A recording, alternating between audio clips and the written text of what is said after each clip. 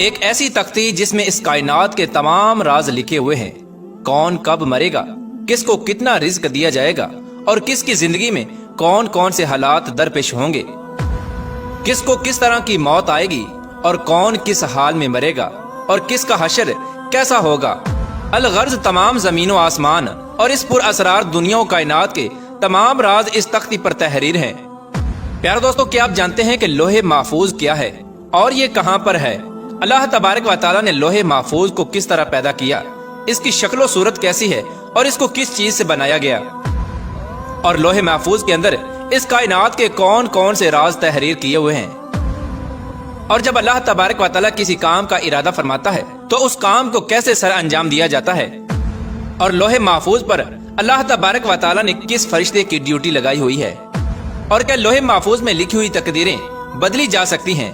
پیارے دوستو، ان تمام تر سوالات کے جوابات قرآن و حدیث کی روشنی میں آج کی اس ویڈیو میں ہم آپ کو بتائیں گے، لہٰذا آپ سے گزارش ہے کہ ہماری اس ویڈیو کو اینڈ تک ضرور دیکھیے گا۔ پیارے دوستو، جس طرح اللہ تبارک و تعالیٰ کی وحدانیت پر اور اللہ تبارک و تعالیٰ کے تمام رسولوں پر ایمان لانا ضروری ہے، اس طرح اللہ تبارک و تعالیٰ کے فرشتوں پر، لوح محفوظ پر، عرش و کرسی اور قیامت کے قائم ہونے پر بھی ایمان لانا ضروری ہے۔ لوح ایک عربی زبان کا لفظ ہے جس کا مطلب ہے تختی، اور محفوظ اسے کہتے ہیں جس کی حفاظت کی جائے۔ پیارے دوستو، روایات میں آتا ہے کہ اللہ تبارک و تعالیٰ نے زمین و آسمان کو تخلیق کرنے سے 50,000 سال پہلے لوح محفوظ کو تخلیق فرمایا۔ اللہ تبارک و تعالیٰ نے جب قلم اور لوح محفوظ کو تخلیق فرمایا تو اللہ تبارک و تعالیٰ نے قلم کو حکم ارشاد فرمایا کہ لکھ، تو قلم نے اللہ تبارک و تعالیٰ کی بارگاہ میں عرض کیا، یا رب العالمین کیا لکھوں؟ تو اللہ تبارک و تعالیٰ نے ارشاد فرمایا کہ اس کائنات کی ابتدا سے لے کر انتہا تک تمام تر معمولات کو لکھ دے۔ تو قلم نے اللہ تبارک و تعالیٰ کے حکم کے مطابق لوح محفوظ پر تمام تر معمولات کو لکھ دیا۔ پیارے دوستو، لوح محفوظ وہ تختی ہے جس میں تمام انسانوں کی تقدیریں لکھی ہوئی ہیں۔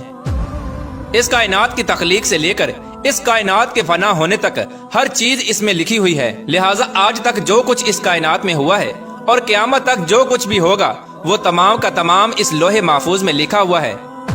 اور لوح محفوظ تمام مخلوقات کی پہنچ سے بالا تر ہے، کوئی بھی انسان یا شیطان اس تک نہیں پہنچ سکتا۔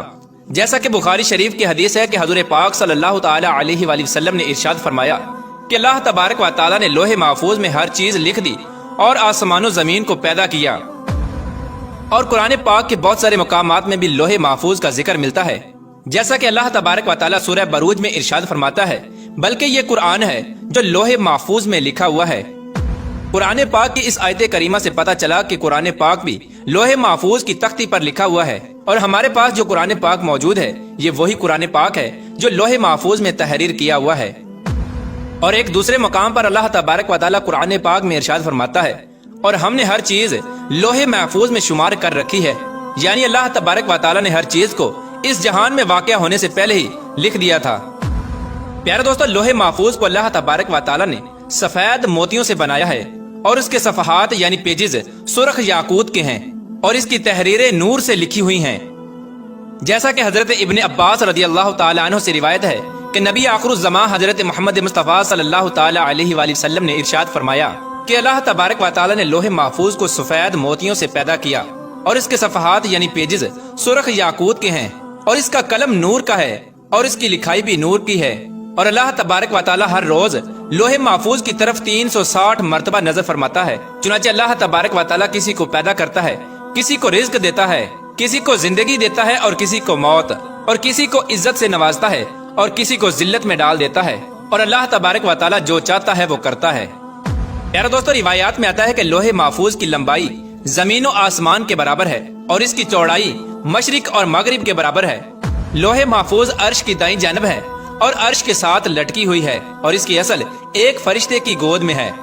حضرت ابن عباس رضی اللہ تعالیٰ عنہ بیان فرماتے ہیں کہ لوح محفوظ کے سینے پر بطور ٹائٹل یہ الفاظ لکھے ہوئے ہیں کہ اللہ کے علاوہ کوئی عبادت کے لائق نہیں، اس کا دین اسلام ہے، اور محمد صلی اللہ تعالیٰ علیہ وآلہ وسلم اس کے بندے اور رسول ہیں، لہٰذا جو بھی اللہ پر ایمان لائے گا اور اس کے وعدوں کو سچا جانے گا اور اس کے رسولوں کی اتباع کرے گا تو اللہ تبارک و تعالیٰ اس کو جنت میں داخل کر دے گا۔ پیارے دوستو، لوح محفوظ پر اللہ تبارک و تعالیٰ نے اپنے مقرر فرشتے حضرت اسرافیل علیہ السلام کی ڈیوٹی لگائی ہے، جیسا کہ حضرت ابو سنان رحمۃ اللہ تعالی علیہ فرماتے ہیں کہ اللہ تبارک و تعالیٰ کے سب سے زیادہ قریب لوح محفوظ ہے جو عرش کے ساتھ لٹکی ہوئی ہے، जब अल्लाह तबारक व तआला किसी शय का इरादा फरमाता है तो लोहे महफूज में लिख देता है, तो ये लोहे महफूज हजरत इसराफील अलैहिस्सलाम के माथे को आकर टकराती है। जबकि हजरत इसराफील अलैहिस्सलाम अल्लाह तबारक व तआला की अजमत की वजह से अपने सर को झुकाए हुए हैं और अपनी नजरों को नहीं उठाते। जब लोहे महफूज की तख्ती हजरत इसराफील अलैहिस्सलाम के माथे से आकर टकराती है तो हजरत इसराफील अलैहिस्सलाम उसमें नजर करते हैं। अगर उसमें अल्लाह तबारक व तआला का हुक्म आसमान वालों के मुतल्लक होता है तो हजरत इसराफील अलैहिस्सलाम मीकाईल अलैहिस्सलाम के सुपुर्द कर देते हैं, और अगर कोई हुक्म जमीन वालों के मुताल्लिक होता है तो हजरत इसराफील अलैहिस्सलाम उस हुक्म को हजरत जिब्राईल अलैहिस्सलाम के सुपुर्द कर देते हैं। बस सबसे पहले रोजे क़यामत जिस चीज का हिसाब होगा वो लोहे महफूज होगी। प्यारे दोस्तों, जब रोजे क़यामत अल्लाह तबारक व तआला लोहे महफूज को हिसाब के लिए बुलाएगा तो उसके सब जोड़ कांप रहे होंगे। तो अल्लाह तबारक व तआला लोहे महफूज से फरमाएगा कि क्या तूने मेरे हुक्म पहुंचा दिए थे? तो लोहे महफूज अल्लाह तबारक व तआला की बारगाह में अर्ज करेगी, जी हाँ या रब्बुल आलमीन। तो कहा जाएगा, तेरे हक में कौन गवाही देगा? तो वो अल्लाह तबारक व तआला की बारगाह में अर्ज करेगी, हजरत इसराफील अलैहिस्सलाम। तो उस वक्त हजरत इसराफील अलैहिस्सलाम को बुलाया जाएगा। उस वक्त हजरत इसराफील अलैहिस्सलाम के भी जोड़ कांप रहे होंगे। अल्लाह तबारक व तआला हजरत इसराफील अलैहिस्सलाम से फरमाएगा, क्या तुझे लोहे महफूज ने मेरे तमाम अहकाम पहुंचा दिए थे? तो हजरत इसराफील अलैहिस्सलाम अल्लाह तबारक व तआला की बारगाह में अर्ज करेंगे, जी हाँ या रब्बुल आलमीन। उस वक्त लोहे महफूज कहेगी, सब तारीफें उस अल्लाह तबारक व तआला के लिए जिसने मुझे बुरे अजाब से निजात अता फरमाई। और फिर इसी तरह हिसाबो किताब का सिलसिला होता रहेगा। प्यार दोस्तों, बात करते हैं कि क्या लोहे महफूज की तकदीर को बदला जा सकता है और क्या वाकई तकदीर दुआओं से बदल जाती है? इसके बारे में रिवायात में आता है कि तकदीर 3 किस्म की होती है। पहली तकदीर वो होती है जो आम इंसानों की दुआओं की वजह से अल्लाह तबारक व तआला बदल देता है, और दूसरी तकदीर वो होती है जो अल्लाह तबारक व तआला अपने खास बंदों या अपने अंबिया कराम की दुआओं की वजह से बदल देता है।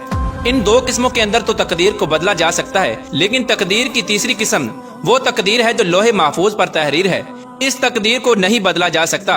हत्ता के लोहे महफूज पर लिखी हुई तकदीर को तब्दील करने के लिए कोई नबी भी दुआ करना चाहे तो अल्लाह तबारक व तआला उसको रोक देता है। प्यार दोस्तों, इससे मालूम हुआ कि लोहे महफूज पर जो कुछ भी लिखा हुआ है उसमें किसी किस्म की कोई तब्दीली नहीं हो सकती, और लोहे महफूज पर लिखी हुई तकदीर को किसी तरह भी बदला नहीं जा सकता। अलबत्ता कुछ तकदीरें ऐसी होती हैं जिसको अल्लाह तबारक व तआला सहीफों की शक्ल में फरिश्तों को अता फरमाता है। तो वो तकदीरें अल्लाह तबारक व तआला के नेक बंदों, औलिया कराम और अल्लाह तबारक व तआला के अंबिया कराम की दुआओं से तब्दील हो जाती हैं। अल्लाह तबारक व तआला से दुआ है कि अल्लाह तबारक व तआला हमारे तमाम सगाइर कबाइर गुनाहों को माफ फरमाए और अपने प्यारे हबीब हजरत मोहम्मद मुस्तफ़ा सल्लल्लाहु तआला अलैहि वसल्लम की शरीयत के मुताबिक जिंदगी गुजारने की तौफीक अता फरमाए और उनकी मोहब्बत के अंदर जीना मरना नसीब फरमाए।